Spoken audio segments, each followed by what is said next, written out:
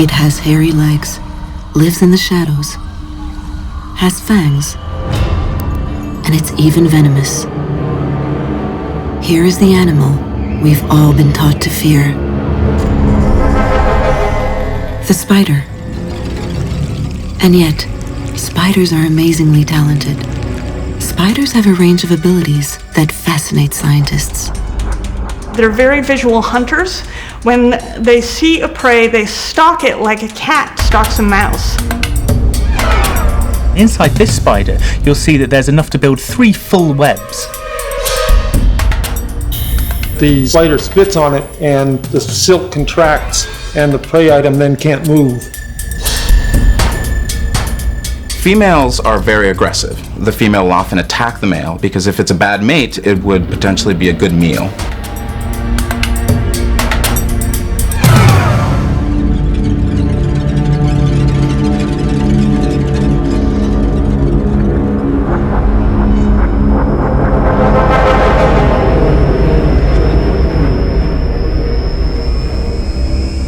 The key to a species' survival, Darwin claimed, is its ability to adapt. And spiders are miracles of adaptation. They live everywhere around us.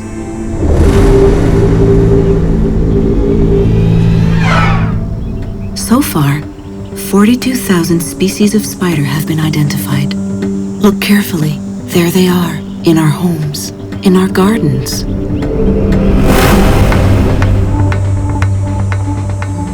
They've conquered the majority of environments. We find them high up in the mountains or on faraway islands, but you don't need to go so far. No matter where you are, there's always a spider nearby.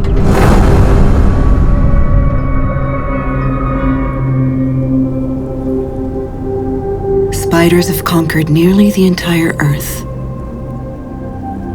They adapt, change, multiply. Only a handful of arachnologists in the world are capable of identifying new spider species. Dr. Christine Roulard is one of them.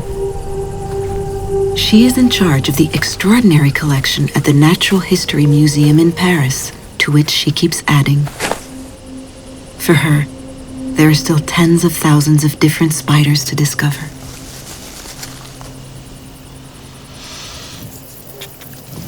In a field like this, there's an annual density of about 200 spiders per square meter, which is huge. But most of them are too small to see. So we use a variety of techniques to find them. There are many undiscovered species. We find new ones every day. And with each new species, there's a new lifestyle to observe, which deepens our understanding of spiders. 200 spiders per square meter, maybe a dozen in this clump of grass alone. To see them, you need to shift scales and enter a world where a grasshopper looks as big as an elephant, because most of them are just a few millimeters in size. So how did they colonize the planet down to the smallest little blade of grass? How did they get here? When they're young, they're carried away on air currents. They use aerial dispersal. They're part of the aerial plankton. Spiderlings release a tiny thread from their hind end, lift their legs, and soar off on the slightest breeze. That's how spiders disperse. And they're everywhere, on every continent except at the 2 poles. Depending on fate, spiders can be carried away by the wind on a great journey that can span thousands of kilometers.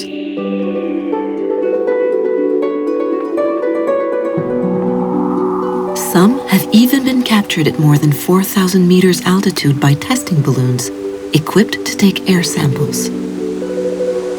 Sometimes, at the other end of the journey, there is a new land for spiders to colonize. Christine Roulard is on the lookout for these accidental travelers. In trees, spiders might settle on trunks, under bark, between branches, in leaves, even quite high up in the canopy. When conducting a spider inventory, you really have to look everywhere.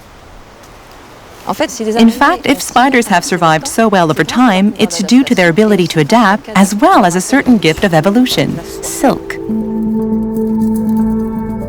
Silk, this sturdy tool, produced in real time, lets spiders build a cocoon, wrap up prey, or spin a web.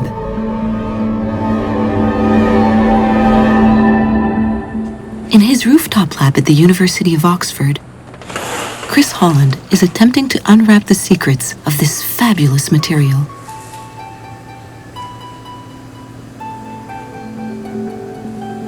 He studies Nephila, a species of tropical spider known to make massive webs.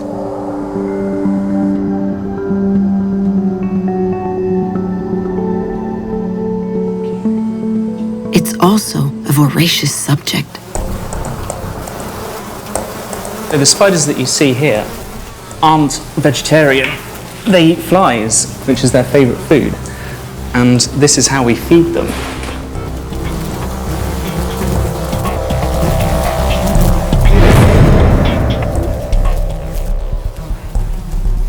Spider silk is an amazing material. It's managing to create a web that not only holds the weight of the spider, but also absorbs all the energy from the impact of a high-speed insect. And this is using fibres that are 30 times thinner than a human hair, creating not only something that's amazing for the spider, but also for man, so a material that outperforms any of our synthetic polymers.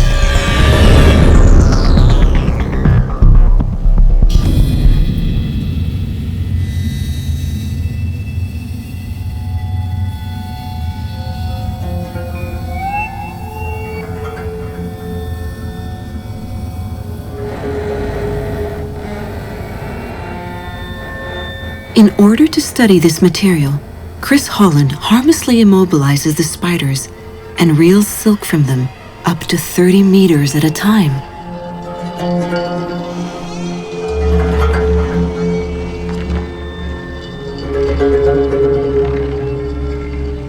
The brilliant thing about spiders is that, quite unlike a lot of animals that have to find their construction materials for their nests or their homes from the environment, for example birds finding sticks to build a nest, yet the spider managed to keep a lot of its construction materials inside its body, and inside this spider you'll see that there's enough to build 3 full webs.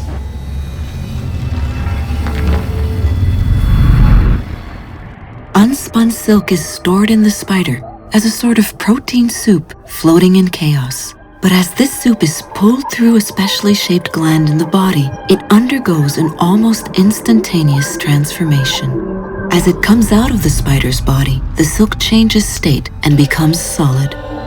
Silk is made up of 2 types of proteins: long proteins, which are perfectly aligned by spinning to create strength, and other proteins randomly linked to create elasticity. Compared weight to weight, spider silk is stronger than steel and tougher than Kevlar.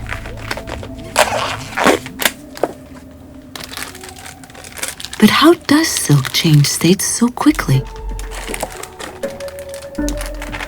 In order to explain this mystery, which fascinates scientists, Chris Holland prepares a mixture made from corn flour.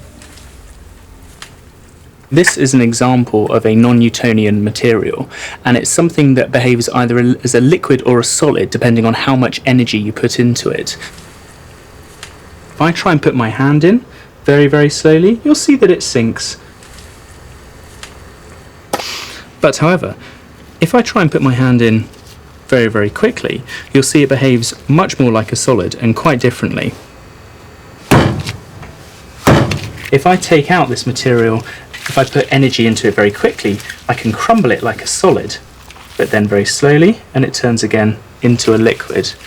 Inside the silk gland, the unspun silk behaves very, very similar to the material that we're using here. It's starting to be sheared very, very slowly because the silk gland is so fat. But as the silk gland narrows, the energy put into the unspun silk dope gets faster and faster and faster, and it transforms from a liquid gel into a solid fibre. The spider has several silk glands. This enables it to vary the material properties of the silk it produces, such as strength, density, or diameter, depending on its needs.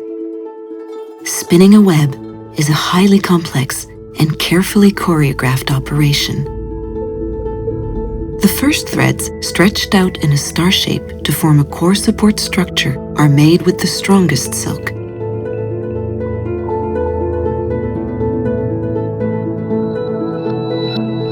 Then, a temporary frame is laid outward from the center of the web.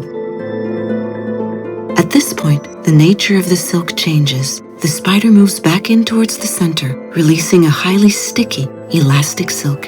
It swallows up the temporary frame threads as it goes.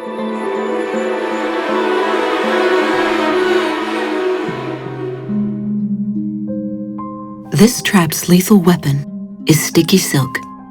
Under an electron microscope, we see a string of pearls which form upon contact with the humidity in the air. These are minuscule droplets of glue. So as not to get caught in its own web, the spider coats the tips of its legs with a kind of wax which doesn't stick to the glue. Early morning dewdrops reveal the perfect geometry of these structures.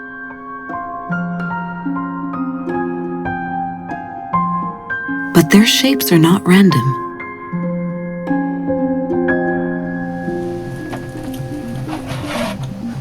Thomas Hesselberg, another researcher with the Oxford Silk Group, has his subjects working in special frames carefully arranged on the shelves of his lab. He studies how spider webs stand up against the natural elements.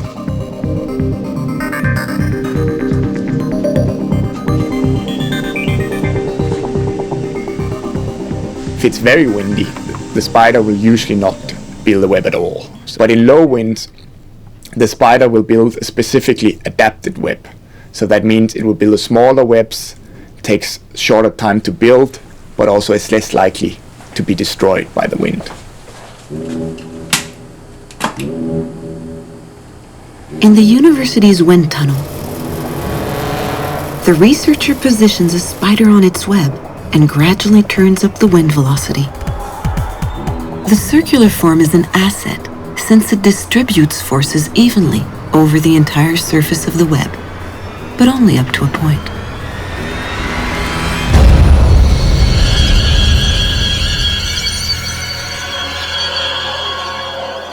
If the winds are so strong that the spider risks losing the silk, the spider will take down the web. And while it's taking down the web, it will recycle the proteins in the silk so that it can use them again for when it decides to build a web the next time. The spider recycles the silk by eating its web, and in the process, also consumes any small prey that have been left by the wayside. Generally, the spider destroys and rebuilds its web once or twice each day.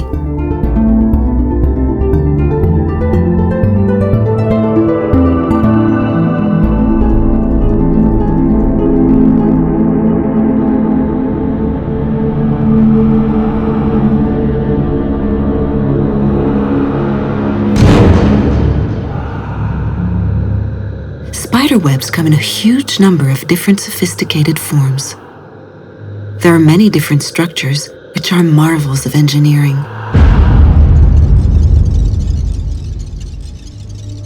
It's thanks to this that spiders have managed to colonize all sorts of environments, including our homes.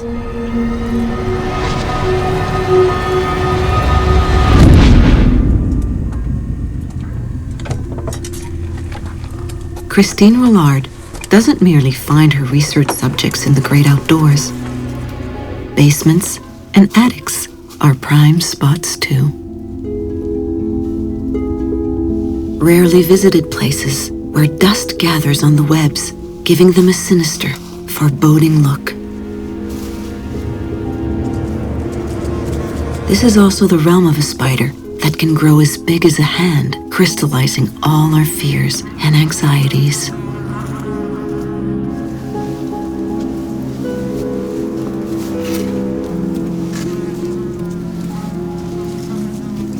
Many people think that all spiders make geometric webs.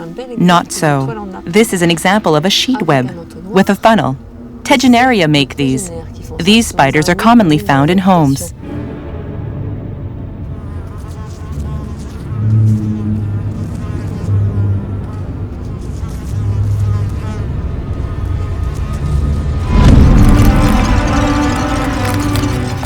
With their morphology and hairy bodies, Tegenaria or house spiders have a bad reputation. They're the ones we wrongly accuse of biting us in the night. House spiders are actually harmless to mankind, and yet the legend survives.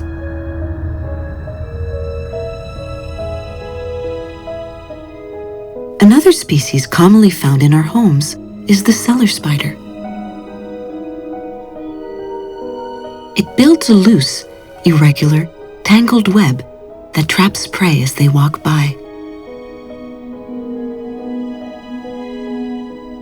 What's special about cellar spiders is that they can spin very fast, so their predators cannot determine their shape or their position. And in some ways, this makes them invisible.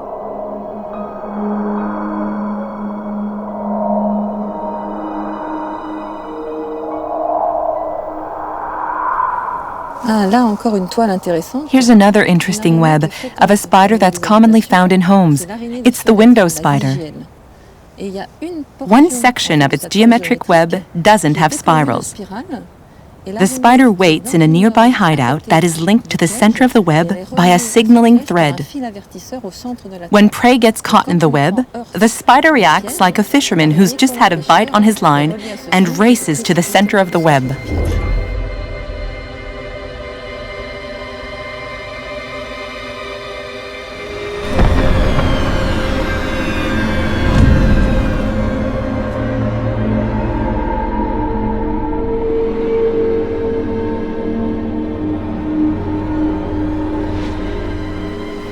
One of the most astonishing webs in the spider world has found its place in our garden hedges.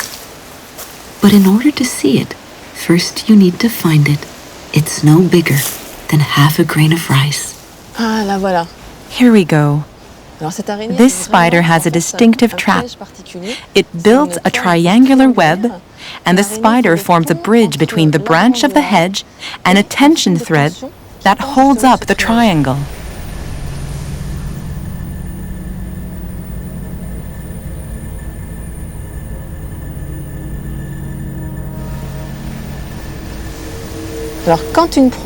When a prey flies into the web, the spider releases the tension thread, and the prey gets tangled up in the silk.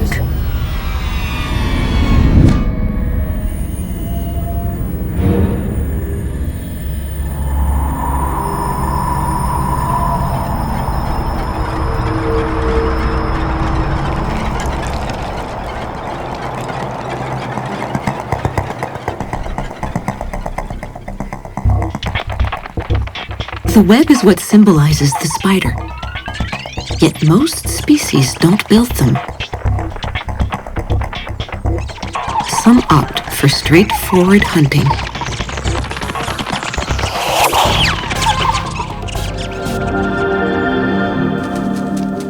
There is even a spider that secretes a silk thread with a ball of glue on the end.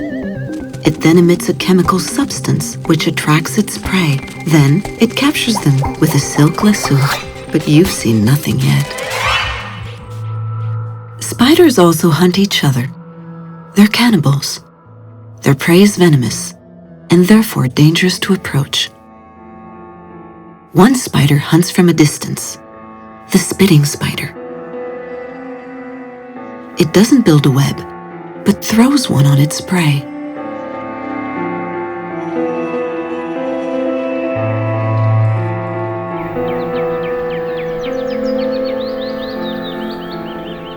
Robert Suter, a professor at Vassar College near New York, is fascinated with the species and its remarkable hunting technique.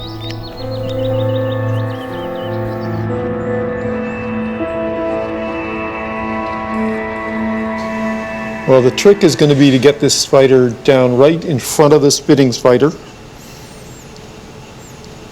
Like that. Ah, there. Now, you wouldn't see anything because it happens so fast, it throws its net out in 35 milliseconds.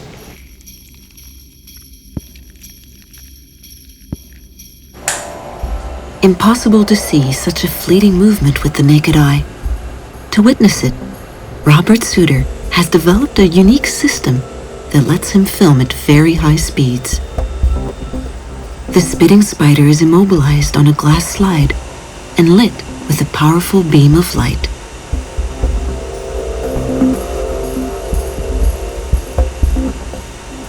To be able to get a good view of the spit coming out at a very high speed, we need to shoot at about 2,000 frames per second.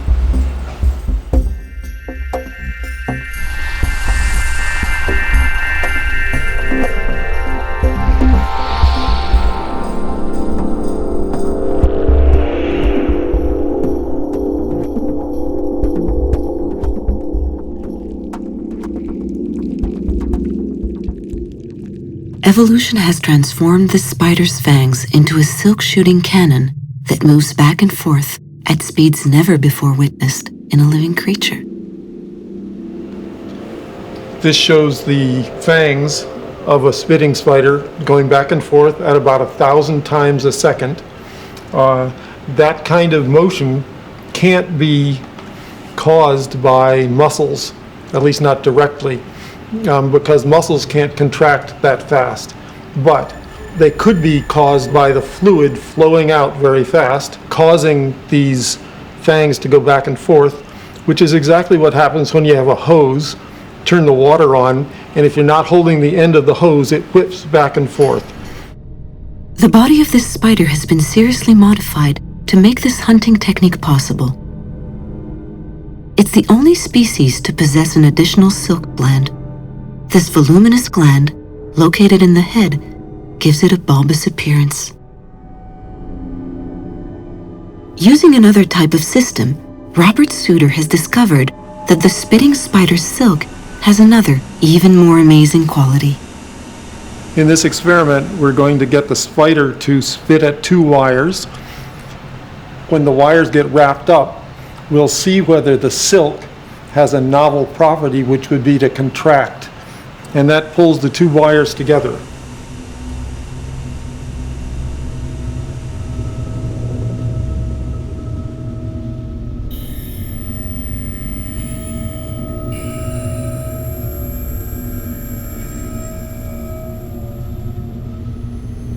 That has the effect on a prey item that the spider spits on it and the silk contracts and the prey item then can't move.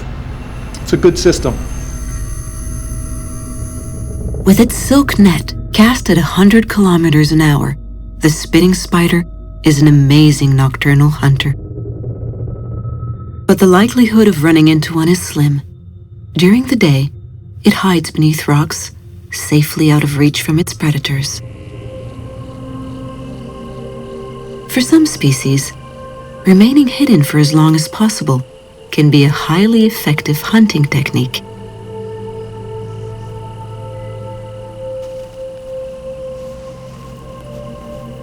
With ambush hunting, it's not a question of webs, but of patience.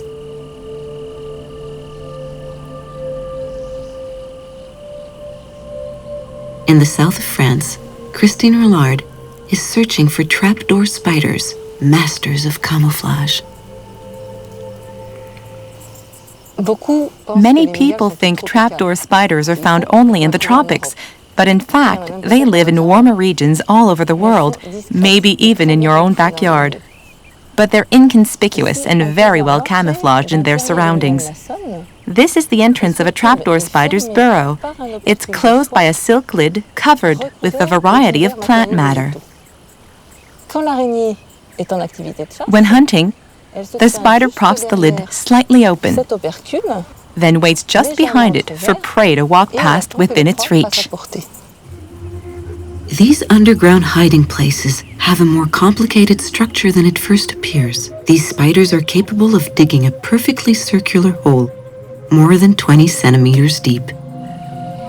When the temperature gets too high, the tarantula, or trapdoor spider, fashions a second trapdoor, which isolates it from the heat and from its predators. When it is not out hunting, the trapdoor spider spends the majority of its time behind this silk door.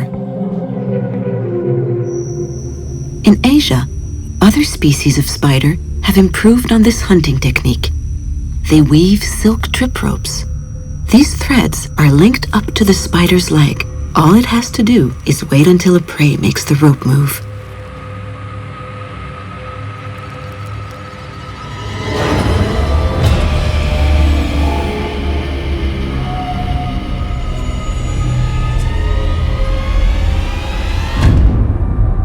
Closer to home, there are other ambush hunting champions, crab spiders, who inhabit the flowers in our gardens.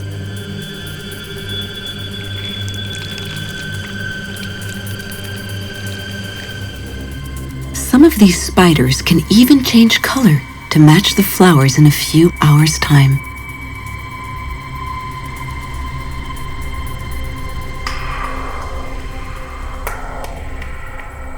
They then wait motionless until a prey happens within reach. Things get complicated on a flower because sometimes the prey is bigger than the predator.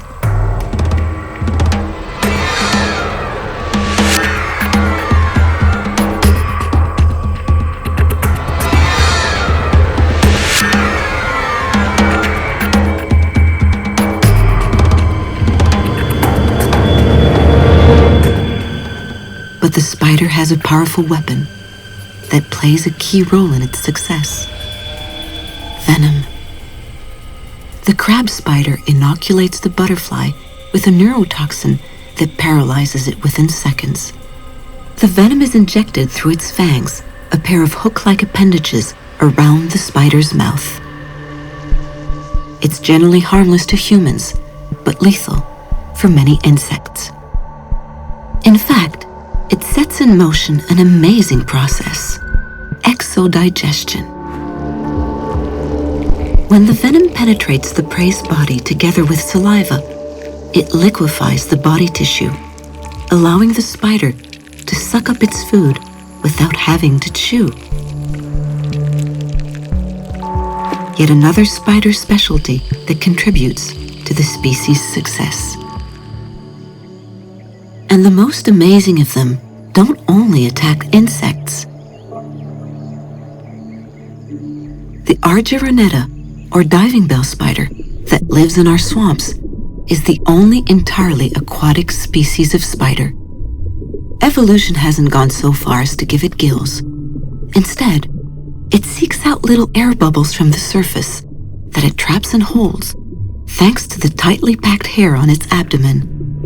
It builds a self-contained diving bell. What's even more amazing is the spider weaves an underwater web that it then fills with air. It's not for hunting, but for making a diving bell.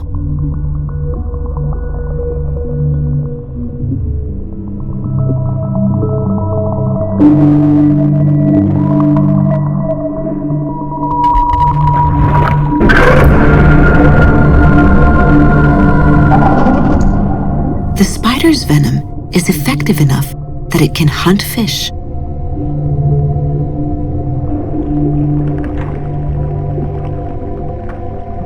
Once it's got its prey, it brings it back to the bell, where the venom can take effect without getting diluted in the water.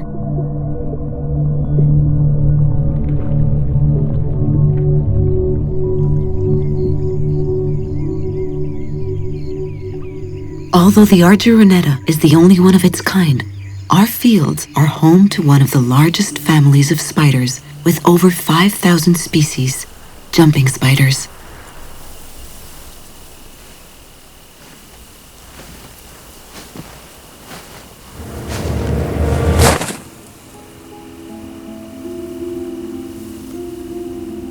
With their excessively large eyes, it's easy to guess their specialty: stock hunting. They possess the most sophisticated eyes in the spider world. Great, I'll check these tubes over here.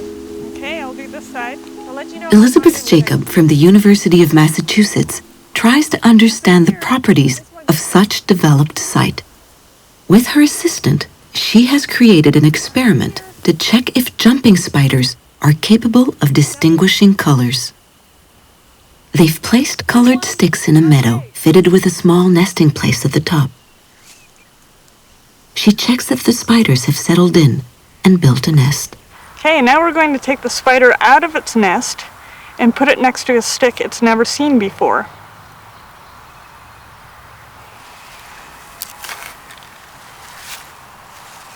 Now we're going to test the spider with a new stick. She's moving up to the top of the vial. And she's looking around.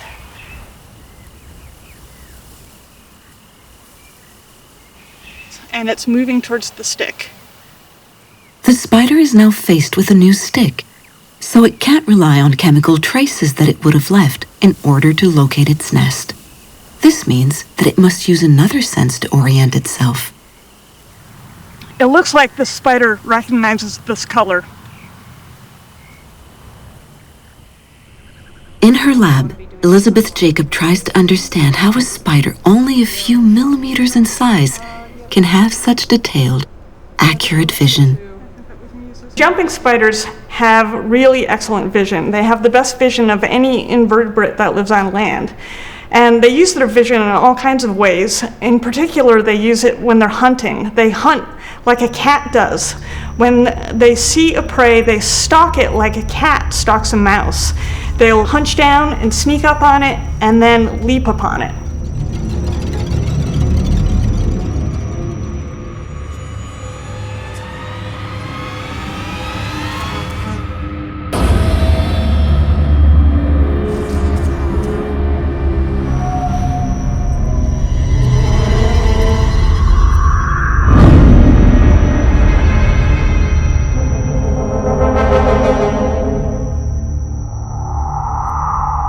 Jumping spiders don't just jump a few centimeters. Their highly accurate vision allows them to make incredibly acrobatic moves.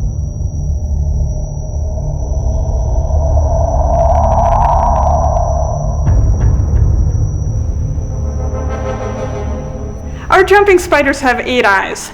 The largest eyes, the principal eyes in the front of the head, are very specialized, and they're really good at seeing spatial detail.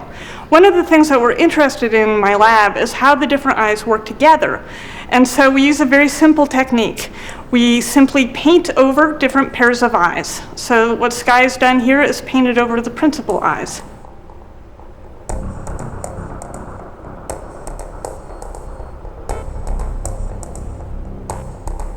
You can see that she can see where the prey is. That's because she still has secondary eyes that are open. So she can see to her side and she can see behind her. And she actually has a pair of secondary eyes that are open in the front of her face as well. But what she can't seem to do is recognize the prey. She orients to it, but then she's backing away. So she doesn't seem to know what it is. The principal eyes have a really unusual structure. They have a fixed lens that's on the outside of the spider, and then they have a very tiny retina at the back of a long tube. And the retina is really good at seeing detail. It's got lots of cells that enable it to sense light, but it's very small. So the spider can only see a small area in front of it at any given time. But the cool thing is that this retina moves around inside the spider's eye. That whole tube inside the spider's head moves. So the spider, as it's sitting still, can look from one side to the other, much like we can. In the case of the jumping spider, it is no longer a question of eyeballs, but eye tubes. Muscles surrounding these tubes allow them to move. Their eyes are now essential hunting tools. Night falls, but that doesn't mean hunting stops. So as not to be in competition with the fearsome jumping spiders, evolution has bestowed some species of wolf spider with night vision.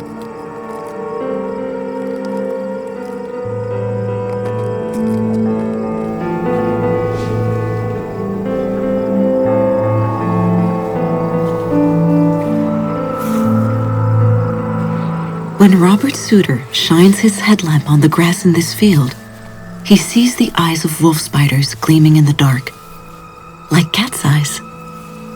What's happening to the spider is the light coming to it has one chance, of interacting with a photoreceptor in the eye, and another chance because it bounces off a little mirror-like device inside the eye. So it has a second chance to interact with a photoreceptor.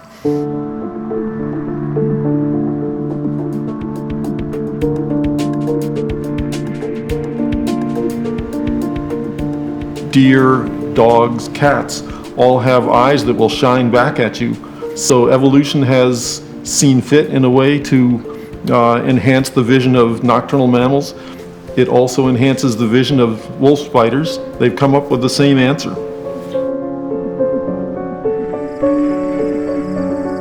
Wolf spiders and jumping spiders are the exception that proves the rule.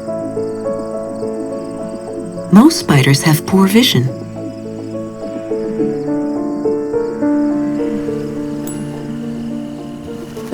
Spiders perceive their external environments mainly through vibrations.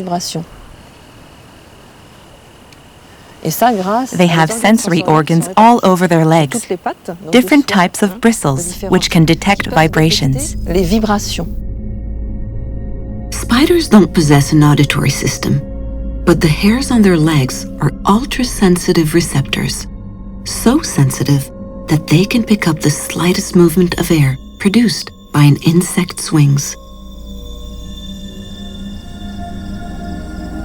The spider's entire communication system relies on this ability to perceive sound and vibrations that are inaudible to the human ear. Leaf litter provides a living environment for spiders, but it's also a means of sensing vibrations caused by prey. But spiders also use the vibrations to communicate with a mate.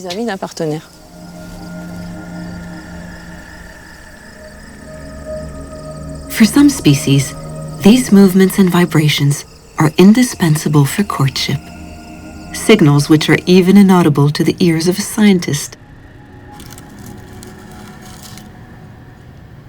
George Uwitz from the University of Cincinnati specializes in spider communication. He studies a particular type of wolf spider, typically found in North America.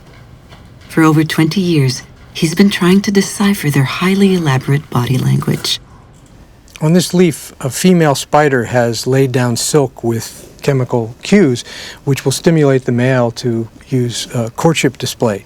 I'm going to use a laser vibrometer, a very sensitive recording instrument, to record those sounds on this leaf when I put the male spider on it, and he should demonstrate courtship behavior in response to the silk on the leaf.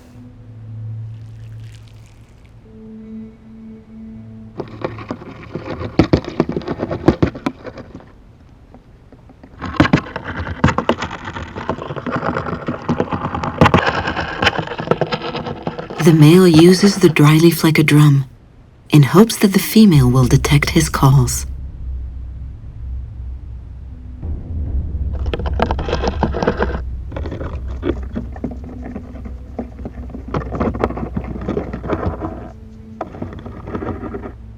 He uses his entire body weight to make the most powerful sounds possible.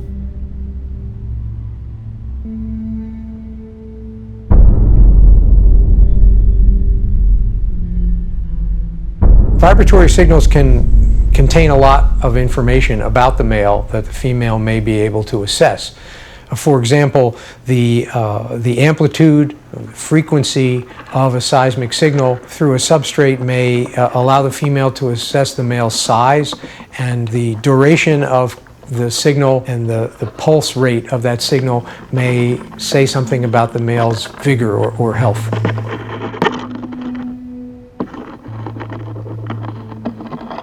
What we find when we analyze these and examine video simultaneously, we see that the visual signals and the vibratory signals are produced simultaneously.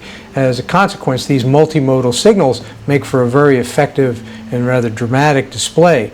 It's very effective at attracting the attention of the female. But how should we interpret these signals? Another researcher, Dave Clark, has discovered that the wolf spider reacts the same way to a spider on a screen as to a real one. It's a good thing wolf spiders have such excellent vision. What we're going to do today is try and show them some varieties of males that have different sorts of stimuli which include maybe even enlarging tufts, such as in this sequence here.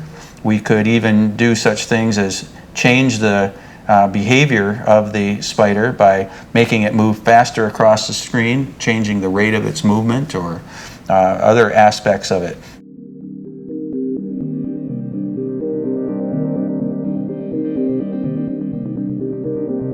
The front legs of these spiders are designed for visual communication. They are covered with long hairs that act like flags. The virtual male begins a courtship display. Our male follows suit. He tries to get the upper hand in order to attract the attention of a hypothetical female. This copycat behavior is unique among invertebrates. The role of visual displays in courtship is incredibly important. It might be used for species recognition. It could be used to attract a mate from long distances. And in the case of our wolf spiders, which have exceptionally good vision and high visual acuity, that live in these very complex leaf litter environments, it's probably used to attract female attention from long distances and to help these males distinguish themselves from the backgrounds against which they live. If the visual signals are so important during courtship, what role do they play for the jumping spiders, whose vision is so developed? Damien Elias from the University of California has the special privilege of studying the most elaborate courtship displays in the spider kingdom.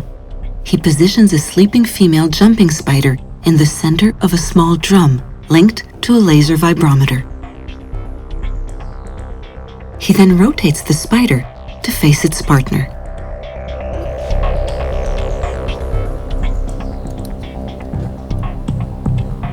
So once the male is done, we have to position him so he sees the female.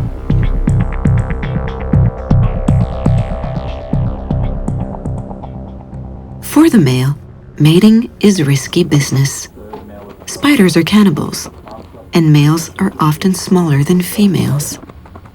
This female jumping spider will only mate once in her entire lifetime. So she needs to be sure she chooses the right partner. The male has to prove he's the best, the fittest, and with such keen vision, the slightest faux pas in this elaborate dance won't go unnoticed.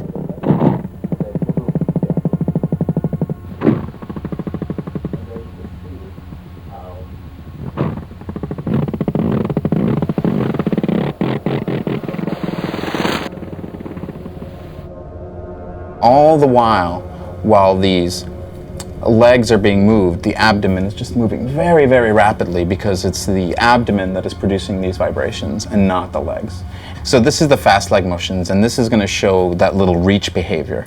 And so you see when the male does this reach display, and he comes very, very rapidly and he touches the female, and you can even see the hairs bend as he slightly caresses the female there. And then he continues to go upon these really rapid leg flicks.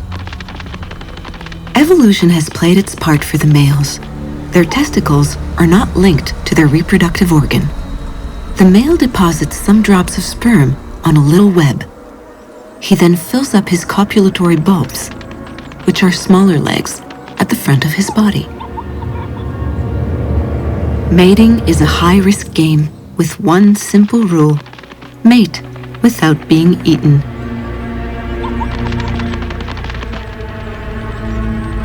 Some occupy the female with a circular dance, then tie her up discreetly with a silk thread.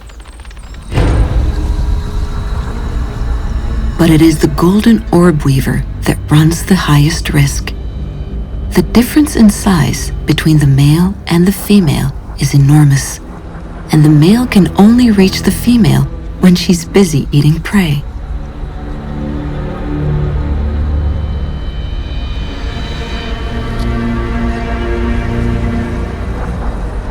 His approach is slow and thoughtful. The most complicated task is reaching her abdomen without being eaten. All the male has to do is introduce his pedipalps.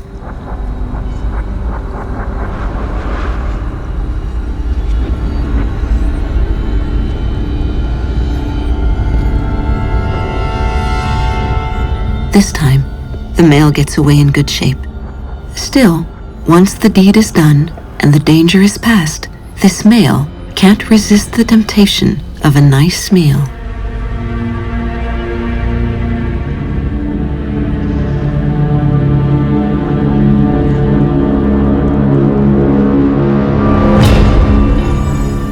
The golden rule among spider couples: don't overstay your welcome.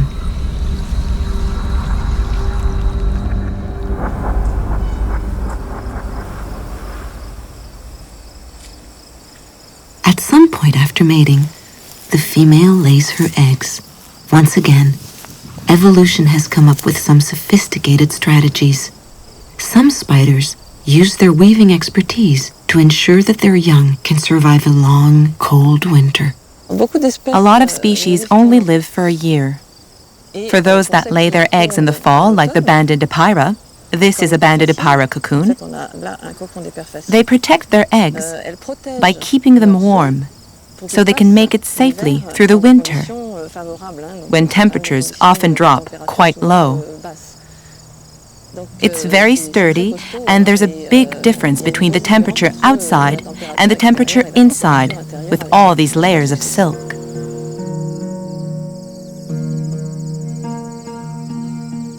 To build this high-tech nursery, the female banded epeira has developed a complex technique. First, she lays her eggs under a silk dome. Then, she wraps her hanging treasure in different layers of silk, each with a specific function. The first layer secures the eggs in place.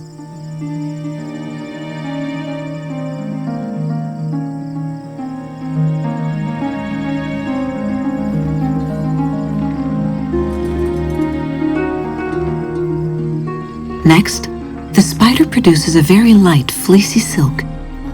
Once the eggs have hatched, this layer will provide a kind of chamber where the spiderlings can spend their first weeks protected from the cold.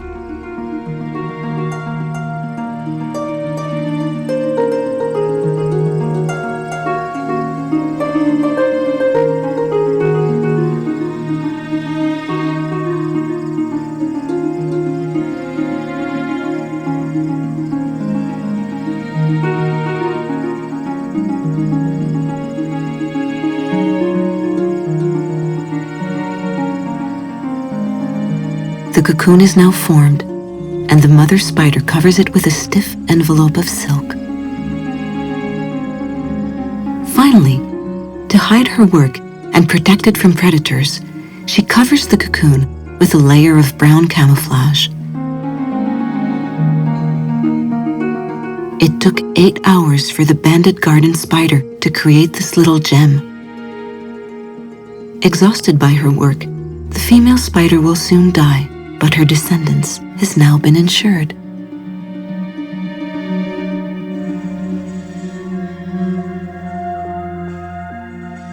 Not all spiders are born orphans, though. In some species, females carry the cocoon on their back until the young emerge.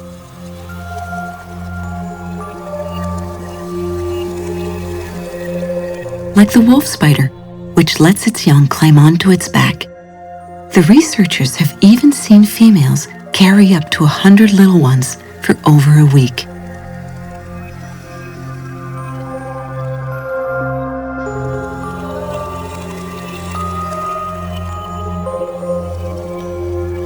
Out of the massive clutch of eggs produced, only 1% of the eggs will grow to become an adult spider. On average, a spider couple leaves behind only 2 descendants, just enough to carry on the species.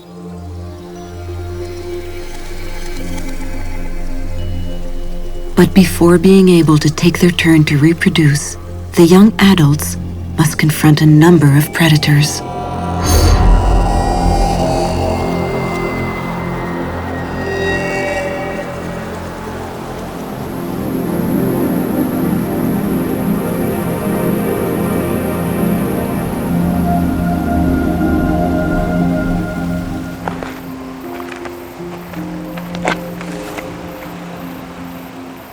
The reason spiders have been so successful in conquering the world is because they've developed highly diversified strategies for dealing with all types of environments. In fact, they've relied much more on individual innovation than mass invasion.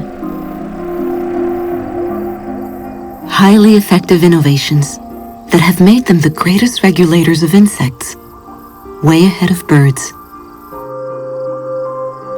Each year, spiders alone capture more than 400 million insects per square kilometer.